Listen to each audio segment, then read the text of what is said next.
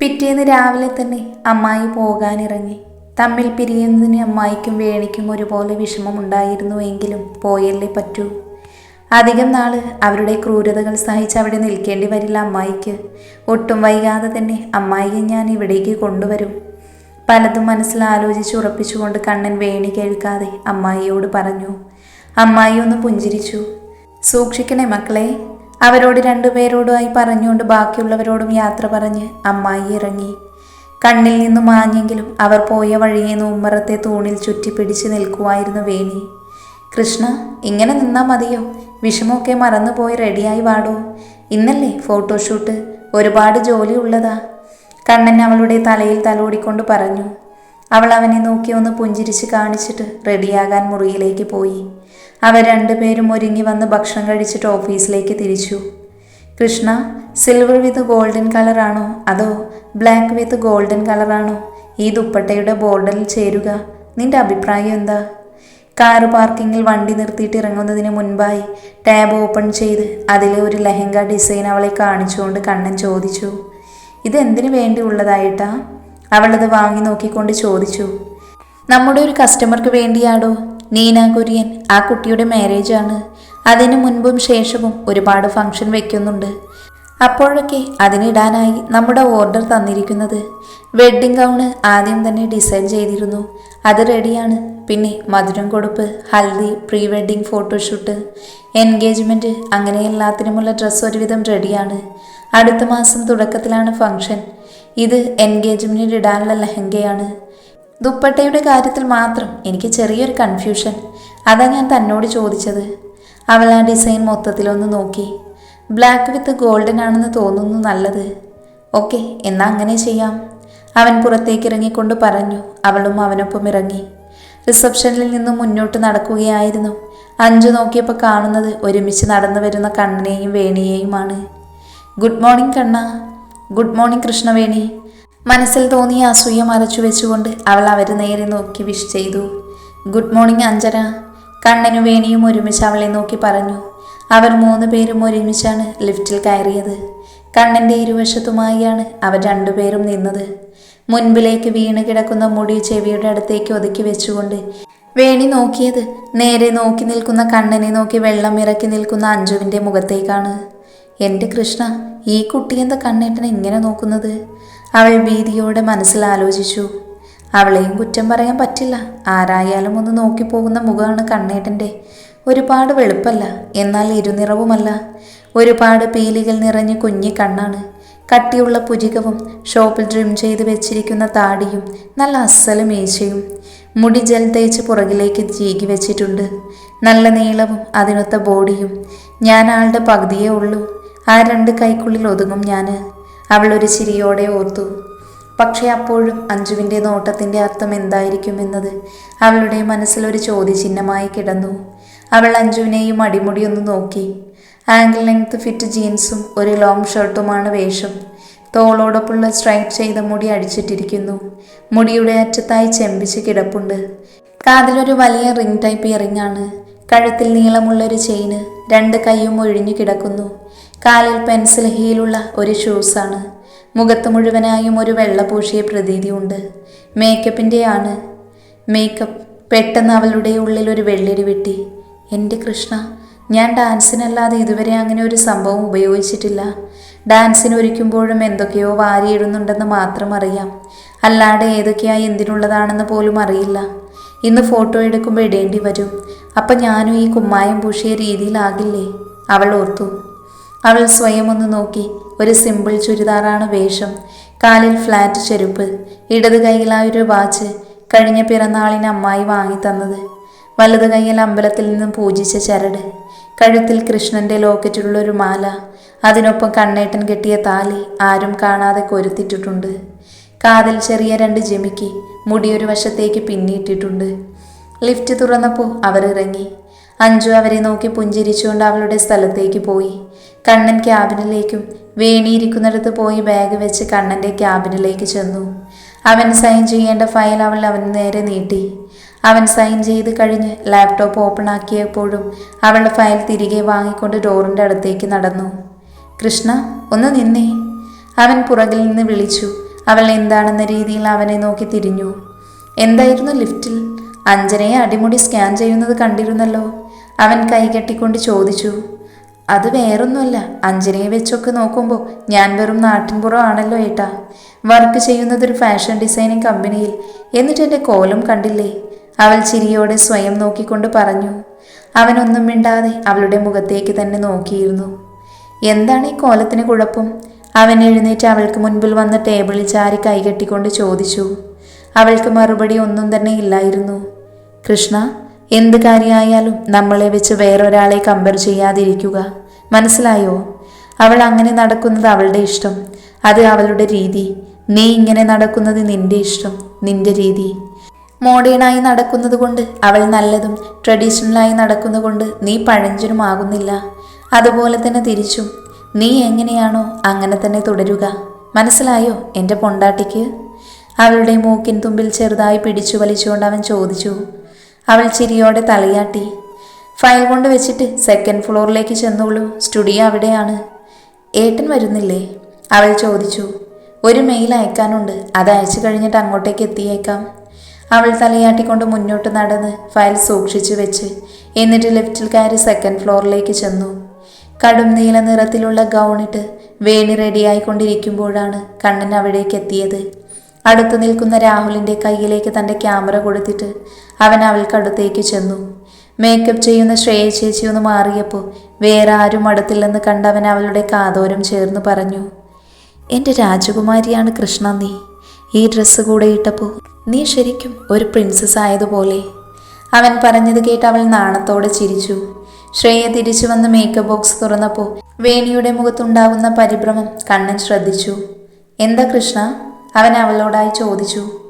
Makeup ഇട്ട് കഴിഞ്ഞാൽ എൻ്റെ മുഖവും ഭിത്തിയിൽ പുട്ടിയിട്ട പോലെ ആകില്ലേ? അവളുടെ ചുണ്ട് പിളർത്തിയുള്ള ആ ചോദ്യം കേട്ടിട്ട് കണ്ണന് ചിരിയടക്കാനായില്ല. അവൻ ചിരിച്ചൊരു വഴിയായി കഴിഞ്ഞപ്പോൾ അവളുടെ തലയിലൊന്ന് കൊട്ടി. അങ്ങനെ പുട്ടിയിട്ട പോലെ ആകുമെന്ന് ആരെൻ്റെ കുട്ടിയോട് പറഞ്ഞേ? അവൻ ചിരിയോടെ ചോദിച്ചു. ആകില്ലേ? ഇല്ലല്ലോ, ശരിയായ രീതിയിൽ ഉപയോഗിച്ചാൽ അങ്ങനെ തോന്നില്ല കേട്ടോ. എന്തിനാ മേക്കപ്പ് ഇടുന്നേ? വെളുപ്പിക്കാനല്ലേ? അവൾ ചോദിച്ചു. അവളുടെ മറുപടി കേട്ട് ശ്രേയ ചിരിച്ചുപോയി. നിന്നെ തെറ്റു പറയാൻ ഒക്കില്ല, അതാണ് പലരുടെയും വിചാരം. നമ്മൾ വെളുപ്പിക്കാൻ നോക്കുമ്പോഴാണ് പുട്ടിയടിച്ച പോലെയും കുമ്മായം പൂശിയ പോലെയും ഒക്കെ തോന്നുന്നത്. പകരം നിന്റെ സ്കിൻ ടോണിനനുസരിച്ച് വസ്തുക്കളാണ് ഉപയോഗിക്കുന്നതെങ്കിൽ ഒരു തിളക്കം മുഖത്ത് കിട്ടും. എന്നാൽ നിന്റെ യഥാർത്ഥ നിറത്തെ നമ്മൾ മാറ്റുന്നതുമില്ല, അവൻ പറഞ്ഞു. അതേ മോളെ, മേക്കപ്പ് ഉപയോഗിക്കുന്നത് ഒരിക്കലും ഒരു മോശപ്പെട്ട കാര്യമല്ല. പകരം അതും ഒരു കലയാണ്. വേണ്ട വിധത്തിൽ നമ്മൾ അത് ഉപയോഗിക്കണമെന്ന് മാത്രം. മോൾക്കുള്ള പ്ലസ് പോയിന്റിനെ കുറച്ചുകൂടി ഭംഗിയാക്കുകയാണ് ഞാൻ ചെയ്യാൻ പോകുന്നത്. മോളുടെ മുഖത്ത് ഏറ്റവും ഭംഗിയുള്ളതായി എനിക്ക് തോന്നുന്നത് കണ്ണുകളാണ്. കൺമഷി ഇടാതിരിക്കുന്നതിനേക്കാൾ ഭംഗിയുണ്ടാകും നന്നായി ഒന്ന് കണ്ണെഴുതിയാൽ, ശ്രേയ പറഞ്ഞു. വേണിയുടെ മനസ്സിലുണ്ടായിരുന്ന സംശയങ്ങളൊക്കെ മാറിയിരുന്നു. അതുകൊണ്ട് തന്നെ പ്രസന്നമായാണ് അവൾ അവിടെ ഇരുന്നത്. എത്ര ഒരുങ്ങിയാലും ആ നാട്ടിൻപുറം ലുക്ക് മാറില്ല കൃഷ്ണവേണി നിനക്ക്. കാക്ക കുളിച്ചാൽ കൊക്കാകില്ലല്ലോ. അഞ്ചു കുറച്ചു ദൂരെ മാറി നിന്നുകൊണ്ട് വേണി ഒരുങ്ങുന്നത് നോക്കി ഒരു പുച്ഛത്തോടെ സ്വയം പറഞ്ഞു. അത് കേട്ടുകൊണ്ടാണ് രാഹുൽ അവിടേക്ക് എത്തിയത്. കാക്ക എന്തിനാണ് കൊക്കാകുന്നത്? കാക്കയ്ക്കില്ലാത്ത എന്ത് പ്രത്യേകതയാണ് കൊക്കിനുള്ളത്? തൊലിപുറത്തുള്ള വെളുപ്പാണോ അഞ്ചുമോളെ? അവനൊരു പുച്ഛത്തോടെ അവളോട് ചോദിച്ചു. അവൾ ഒന്നും മിണ്ടാതെ അവനെ ഒന്ന് തുറിച്ചു നോക്കുക മാത്രം ചെയ്തുകൊണ്ട് മുന്നോട്ട് നടക്കാനൊരുങ്ങി. അഞ്ചൊന്ന് നിന്നേ, അവൻ പിറകെ നിന്ന് വിളിച്ചു. അവൾ അവിടെ നിന്ന് അവൻ അവളുടെ അടുത്തേക്ക് ചെന്നു നിന്നു. എന്തിനാണ് വേണിയുടെ മുൻപിൽ നല്ല പിള്ള ചമഞ്ഞ് നീ നിൽക്കുന്നതെന്ന് എനിക്കറിയില്ല. ഒരു കാര്യം ഞാൻ പറയാം, വേണി എനിക്ക് പെങ്ങളെ പോലെയാണ്. എൻ്റെ പെങ്ങൾ വിഷമിക്കാൻ എന്തെങ്കിലും നീ ഒരു കാരണമായ ഞാൻ നിന്നെ കൊല്ലില്ല. പകരം വേറൊരാൾ അത് ചെയ്തോളും. വേറെ ആരുമല്ല, ദാ അവളുടെ ഒപ്പം നിൽക്കുന്നവൻ തന്നെ. കണ്ണനെ ചൂണ്ടിക്കൊണ്ടവൻ പറഞ്ഞു. ഈ ചിരിച്ചു കളിച്ചു നിൽക്കുന്ന ഭാവമല്ലാതെ രൗദ്രമായൊരു ഭാവം അവനുണ്ടെന്നും അപ്പോൾ അവൻ്റെ പ്രതികരണം എന്തായിരിക്കും എന്നൊക്കെ നന്നായിട്ട് അറിയാലോ പൊന്നുമോൾക്ക്. അവനത് പറഞ്ഞപ്പോൾ യാന്ത്രികമായി അവളുടെ കൈ സ്വന്തം കവിളിലൊന്ന് തൊട്ടു. അത് കണ്ട് ചിരിച്ചുകൊണ്ട് അവൻ പറഞ്ഞു. അപ്പം മറന്നിട്ടില്ല അല്ലേ? സൂക്ഷിച്ചും കണ്ടുമൊക്കെ നിന്നാലേ നിനക്ക് കൊള്ളാം കേട്ടോ കൊക്കെ. അതും പറഞ്ഞവൻ മുന്നോട്ട് നടന്നു. അഞ്ജു അതേ നിൽപ്പ് തന്നെ തുടർന്നു. അവളുടെ മനസ്സിലേക്ക് ആ ദിവസം കടന്നു വന്നു. 4 മാസങ്ങൾക്ക് മുൻപ് താൻ കണ്ണനെ ആദ്യമായി പ്രപ്പോസ് ചെയ്തു. അവൻ ഫ്രണ്ടായിട്ടേ കാണാൻ പറ്റൂ എന്ന് പറഞ്ഞ് അപ്പോൾ തന്നെ എന്നെ ഒഴിവാക്കി. എന്നാൽ ഒഴിഞ്ഞു പോകാൻ ഞാൻ തയ്യാറായിരുന്നില്ല. ഒരു ദിവസം കണ്ണൻ്റെ ക്യാബിനിൽ വെച്ച് വീണ്ടും ഞാൻ എൻ്റെ ഇഷ്ടം തുറന്നു പറഞ്ഞുകൊണ്ട് അവനെ ഒന്ന് കെട്ടിപ്പിടിച്ചു. എന്നാൽ അവൻ അപ്പോൾ തന്നെ എന്നെ അടർത്തി മാറ്റി എൻ്റെ കവിളിൽ അടിക്കുകയാണ് ചെയ്തത്. അത്രയും ദേഷ്യത്തിൽ ആദ്യമായാണ് ഞാൻ അവനെ കണ്ടത്. അവൾ കവിളിൽ നിന്നും കൈമാറ്റി കൃഷ്ണയെയും കണ്ണനെയും ഒന്നുകൂടെ മാറി മാറി നോക്കി അവിടെ നിന്നും തിരിച്ചു നടന്നു. നല്ല ഭംഗിയായി തന്നെ ഫോട്ടോഷൂട്ട് കഴിഞ്ഞു. വേണിയുടെ പല രീതിയിലുള്ള ഫോട്ടോസ് കണ്ണൻ ക്യാമറയിൽ പകർത്തി. ക്ലാസിക്കൽ ഡാൻസ് കോസ്റ്റ്യൂം ഇട്ടപ്പോൾ ചിലങ്ക് കെട്ടിക്കൊടുത്തതും അവൻ തന്നെയായിരുന്നു. ആരും ഇത് ശ്രദ്ധിക്കുന്നില്ല എന്നാണ് അവർ വിചാരിക്കുന്നത് എങ്കിലും ഇതൊക്കെ കണ്ടുകൊണ്ട് ഒരാൾ അവർക്ക് പിന്നിൽ ഉണ്ടായിരുന്നു. വേറെ ആരുമല്ല, രശ്മിയായിരുന്നു അത്. ഷൂട്ടെല്ലാം അവസാനിച്ച് വേണി ഡ്രസ് മാറാനൊക്കെ ആയി പോയി. വൈകുന്നേരമായിരുന്നു അപ്പോൾ തന്നെ. ഉച്ചഭക്ഷണം പോലും കഴിക്കാതെയുള്ള ജോലിയായിരുന്നു കണ്ണനും വേണിയും ധന്യയും രാഹുലും രശ്മിയും ലിബിനും. 2-3 സ്റ്റാഫ് ഇടയ്ക്ക് സഹായത്തിനും വന്നു. എടുത്ത ഫോട്ടോസൊക്കെ നോക്കിയിരിക്കുവാണ് കണ്ണൻ. അപ്പോഴാണ് രാഹുൽ കണ്ണൻ്റെ റിങ് ചെയ്യുന്ന ഫോൺ കൊണ്ടുകൊടുത്തത്. മറ്റന്നാളാണ് പ്രസൻറ്റേഷൻ എന്ന് ഒന്നുകൂടി ഓർമ്മിപ്പിക്കാനുള്ള വിളിയായിരുന്നു അത്. അവൻ രാഹുലിനോട് കാര്യം പറഞ്ഞു. കണ്ണേട്ട മതി, പോയി ഭക്ഷണം കഴിക്ക്. ഡ്രസ്സ് മാറി വന്ന് വേണി കണ്ണൻ പിന്നെയും ലാപ്പിൽ നോക്കിയിരിക്കുന്നത് കണ്ട് പറഞ്ഞു. കൃഷ്ണ, നീയും കഴിച്ചില്ലല്ലോ ഒന്നും. ലാപ്പ് ഓഫാക്കിക്കൊണ്ട് അവൻ ചോദിച്ചു. ഏട്ടും രാഹുലേട്ടനും കൂടി പോയി കഴിച്ചിട്ട് വാ, ഞാനും രശ്മിയും ക്യാൻറ്റീനിൽ പോയി കഴിച്ചോളാം. എങ്കിൽ നിങ്ങളാദ്യം ചെല്ല്, എന്നിട്ട് ഞാൻ പോകാം. അവൾ അവിടെ മെയിൽ ചെക്ക് ചെയ്തുകൊണ്ടിരിക്കുക. അത് കഴിഞ്ഞ് ഞങ്ങൾ പോകാം, ഇപ്പം നിങ്ങൾ ചെല്ല്. ഓക്കെ, അങ്ങനെയാണെങ്കിൽ ഞാൻ പോയി കഴിക്കട്ടെ കേട്ടോ, നല്ല വിശപ്പ്. വയറും തിരുമ്മിയൊരു ചിരിയോടെ അതും പറഞ്ഞുകൊണ്ട് അവൻ രാഹുലിനൊപ്പം പോയി. ലക്ഷ്മിയുടെ അടുത്തേക്ക് പോകാൻ തിരിഞ്ഞ വേണി കാണുന്നത് തൊട്ടുപുറകിൽ കയ്യും കെട്ടി നിൽക്കുന്ന അഞ്ജുവിനെയാണ്. എന്താ അഞ്ജന? അവൾ ഒരു പുഞ്ചിരിയോട് ചോദിച്ചു. കൃഷ്ണവേണിയും കണ്ണനും തമ്മിൽ എന്താ റിലേഷൻ? അമർഷമുള്ളിൽ ഒതുക്കിക്കൊണ്ട് പതിഞ്ഞ സ്വരത്തിൽ അവൾ ചോദിച്ചു. എന്ത് റിലേഷൻ? വേണി അമ്പരനോട് ചോദിച്ചു. അല്ല, ഓഫീസിൽ വെച്ച് താൻ ഏട്ടനെന്ന് വിളിക്കുന്നു, ഫുഡ് കഴിക്കാൻ നിർബന്ധിക്കുന്നു, ആര് പറഞ്ഞാലും കേൾക്കാത്തവൻ തനിക്ക് വേണ്ടി ക്യാമറ എടുക്കുന്നു. ഇതൊക്കെ കണ്ടതുകൊണ്ട് ചോദിച്ചു പോയതാണേ. അവൾ ചെറിയൊരു പരിഹാസത്തോടെ പറഞ്ഞു.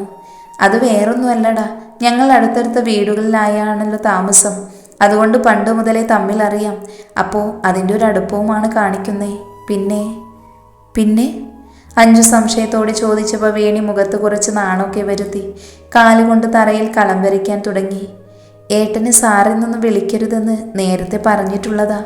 പുള്ളിക്ക് ഞാൻ ഏട്ടനെന്ന് വിളിക്കുന്നത് കൂടുതൽ ഇഷ്ടം. അതും പറഞ്ഞൊരു നാണത്തോടെ അവൾ അവിടെ നിന്നും നടന്നകന്നു.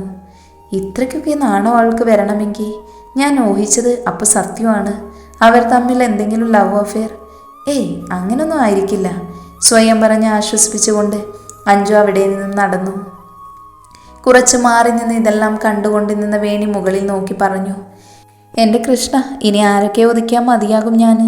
ലിഫ്റ്റിൽ വെച്ച് അഞ്ജന കണ്ണേട്ടൻ അങ്ങനെ നോക്കി നിൽക്കുന്നത് കണ്ടപ്പോഴേ എനിക്ക് സംശയം തോന്നിയതാ. അതിൻ്റെ കൂടെ ഇവിടുത്തെ ആസ്ഥാന BBC ആയ മരിയാണ് പറയുന്നത് ഈ കൊച്ച് കണ്ണേട്ടനെ ഇഷ്ടമാണെന്നുള്ളത്. ഈ ഓഫീസിൽ പരസ്യമായ ഒരു രഹസ്യമാണത്രേ അത്. എനിക്കൊഴിച്ച് ബാക്കി എല്ലാവർക്കും ഇതറിയാമായിരുന്നു. അവൾ ഒരു നെടുവേർപ്പിട്ടുകൊണ്ട് ലക്ഷ്മിയുടെ അടുത്തേക്ക് ചെന്നു. ധന്യ കൊണ്ടുവച്ച് കുറച്ച് തുണികൾ റാക്കിൽ അറേഞ്ച് ചെയ്തിടുവായിരുന്നു രശ്മി. അപ്പോഴാണ് വേണി അവിടേക്ക് ചെന്നത്. ഡാ, കഴിക്കാൻ പോയാലോ? വേണി ചോദിച്ചു. പോകാം, എൻ്റെ ജോലി കഴിഞ്ഞടോ. അതും പറഞ്ഞ് അവൾ വേണിയുടെ അടുത്തേക്ക് നടന്നു. ക്യാൻറ്റീനിലേക്ക് ഒരുമിച്ച് നടക്കുന്നതിനിടയിൽ രശ്മി നിശബ്ദയായിരുന്നു. അവൾക്ക് പലതും വേണിയോട് ചോദിക്കണമെന്നുണ്ടെങ്കിലും അവൾ ഏത് രീതിയിൽ അതെടുക്കുമെന്ന് അറിയാത്തത് കൊണ്ടൊന്നും ചോദിച്ചില്ല. എന്താടാ ഒന്നും മിണ്ടാതെ നടക്കുന്നേ?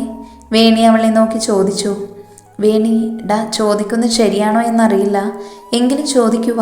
നീയും അനുരാഗ് സാറും തമ്മിൽ എന്തെങ്കിലും റിലേഷൻ ഉണ്ടോ? ഐ മീൻ, നിങ്ങൾ തമ്മിൽ ഇഷ്ടത്തിലാണോ? അവൾ ഒരു മടിയോടെ ചോദിച്ചു. എന്തേ അങ്ങനെ ചോദിച്ചേ? വേണി ഒരു ചിരിയോടെ ചോദിച്ചു. അവളുടെ ചിരി കണ്ടതും രശ്മിക്ക് സമാധാനമായി. അത് വേറൊന്നുമല്ല, ഡാൻസ് കോസ്റ്റ്യൂം ഇട്ടപ്പോൾ സാറല്ലേ നിനക്ക് ചിലങ്ക് കെട്ടിത്തന്നത്. മാത്രമല്ല മേക്കപ്പ് ഇടുന്ന ചേച്ചിയും പറഞ്ഞു നിങ്ങൾ തമ്മിൽ നല്ല ചേർച്ചയാണ്, സാറ് നല്ല അടുപ്പത്തിലാണ് നിന്നോട് പെരുമാറിയത് എന്നൊക്കെ. അതാ ഞാൻ ചോദിച്ചേ. വേണിയൊന്ന് പുഞ്ചിരിച്ചു. എന്നിട്ട് അവളോട് കാര്യങ്ങളെല്ലാം പറഞ്ഞു. എല്ലാം കേട്ട് കണ്ണും തള്ളിയിരിക്കുമായിരുന്നു രശ്മി. അപ്പോൾ 1 വർഷം കഴിഞ്ഞ നിങ്ങളുടെ കല്യാണം ആണല്ലേ? അവൾ ചോദിച്ചു. അതേടാ, പിന്നെ നിന്നോട് മാത്രമേ ഞാനിതൊക്കെ പറഞ്ഞിട്ടുള്ളൂ. വേറെ ആരും ഇത് അറിയരുത്, വേണി പറഞ്ഞു. ഡാ, നീ സാറിൻ്റെ ഭാവി ഭാര്യയാണെന്നുള്ള കാര്യം ഇവിടെയുള്ളവർ അറിഞ്ഞാൽ എന്താ പ്രശ്നം? അത് ശരിയാകില്ലടാ. കല്യാണം കഴിയുന്നത് വരെ ഇവിടെയുള്ളവർ ഇതൊന്നും അറിയണ്ട. അതാണ് നല്ലത്. സാധാരണക്കാരിയായി ജോലി ചെയ്യാനാണ് എനിക്കിഷ്ടം. ഒരു കാര്യം ചോദിച്ചാൽ നീ സത്യം പറയുമോ? ചോദിക്കടാ. Do you love him? സാറിനെ ശരിക്കും ഇഷ്ടപ്പെടുന്നുണ്ടോ നീ? അവൾ ചോദിച്ചപ്പോൾ വേണി ആദ്യമൊന്നും മിണ്ടിയില്ല. അറിയില്ലടാ, ഞാൻ ജീവന് തുല്യം സ്നേഹിച്ചവൻ എന്നെ ചതിച്ചു. അതിൻ്റെ വേദന ഇപ്പോഴും എൻ്റെ ഉള്ളിലുണ്ട്. പക്ഷേ എനിക്ക് വേദനിക്കുമ്പോഴൊക്കെ ഒരു ആശ്വാസമായി ഉള്ളിലുള്ള പ്രണയം പറയാതെ പറഞ്ഞുകൊണ്ട് കണ്ണേട്ടൻ എനിക്കൊപ്പം ഉണ്ട്. കണ്ണേട്ടന് എന്നോടുള്ള പെരുമാറ്റം കാണുമ്പോഴൊക്കെ എനിക്ക് അതിശയം തോന്നാറുണ്ട്. എത്ര പെട്ടെന്നാണ് വെറും പരിചയം മാത്രമുള്ള എന്നെ ഏട്ടൻ സ്വീകരിച്ചത്. എത്ര പെട്ടെന്നാണ് എന്നെ പ്രിയപ്പെട്ടവളാക്കിയത്. എൻ്റെ മനസ്സിൽ ഏട്ടനൊരു സ്ഥാനമുണ്ട് ഇപ്പോൾ. ആരാലും നീക്കം ചെയ്യാൻ പറ്റാത്തൊരു സ്ഥാനം. അതിനെയാണോ പ്രണയമെന്ന് പറയുന്നത്? ആണെങ്കിൽ ഞാൻ പ്രണയിക്കുന്നുണ്ട് കണ്ണേട്ടനെ, അവൾ മറുപടി പറഞ്ഞു നിർത്തി. നീ ഇത് എത്രയും പെട്ടെന്ന് സാറിനോട് തുറന്നു പറയണം വേണി. നിന്റെ വായിൽ നിന്നും ഇത് കേൾക്കാൻ കാത്തിരിക്കുമായിരിക്കും പാവം. രശ്മി വേണിയുടെ കയ്യിൽ പിടിച്ചുകൊണ്ട് പറഞ്ഞു. പറയണം, പറയും. പക്ഷേ അതിനു മുൻപ് നോവേറിയ ചില ഓർമ്മകൾ മനസ്സിൽ നിന്നും എന്നേക്കുമായി മായ്ച്ചു കളയണം എനിക്ക്. എന്നിട്ട് എനിക്കെൻ്റെ കണ്ണേട്ടനെ സ്വന്തമാക്കണം പൂർണ്ണ മനസ്സോടെ, അവൾ ഒരു പുഞ്ചിരിയോടെ പറഞ്ഞു.